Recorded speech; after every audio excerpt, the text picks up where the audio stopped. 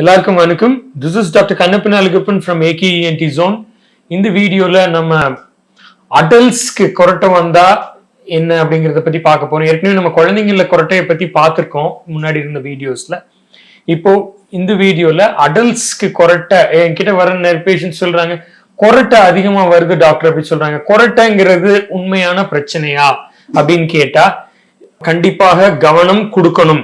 என்னென்ன காமனான சிம்டம்ஸ் அப்படின்னு பாத்தீங்கன்னா, எக்ஸசிவ் டே டைம் ஸ்லீப்பினஸ், அதாவது பகல்ல உட்காந்து ஒரு வேலை பார்த்துட்டு இருக்கும் போதே அப்படியே தூக்கம் வந்துட்டே இருக்கும் அவங்களுக்கு. அதுக்கப்புறம் என்னன்னு பாத்தீங்கன்னா, ஃபோக்கஸிங் ப்ராப்ளம் இருக்கும். ஏதாவது ஒரு வேலையில ஃபோக்கஸ் பண்ணும்போது அதுல ப்ராப்ளம் இருக்கும்.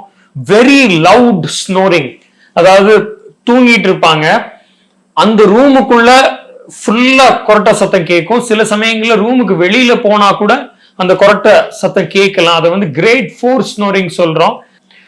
ஃப்ரீக்வெண்ட் வேக்கிங் இருக்கும் நைட் டைம்ஸ்ல. ஏர்லி மார்னிங் ஹெட்ஏக் இருக்கும். நைட் நல்லா தூங்காததுனால விடிய காலையில் எந்திரிக்கும் போது பயங்கரமா தலைவலிக்கும்.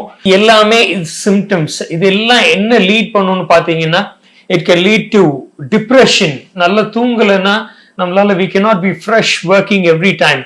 ஸோ டிப்ரெஷன் ஏற்படலாம்.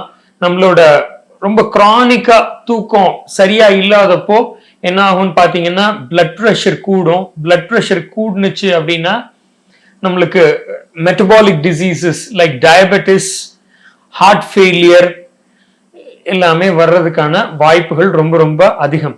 ஸோ இந்த கொரட்டை எங்க இருந்து வரும் அப்படின்னு பாத்தீங்கன்னா, காரணம் எய்தர் மூக்குல ஏதாவது ஒரு அப்ஸ்ட்ரக்ஷன் இருக்கலாம், இல்லைன்னா தொண்டையில ஏதாவது ஒரு அப்ஸ்ட்ரக்ஷன் இருக்கலாம். இது என்னங்கிறத நம்ம கரெக்டா மருத்துவர்கிட்ட போய் அனலைஸ் பண்ணி அதுக்கான ட்ரீட்மெண்ட்டை எடுத்துக்கணும்.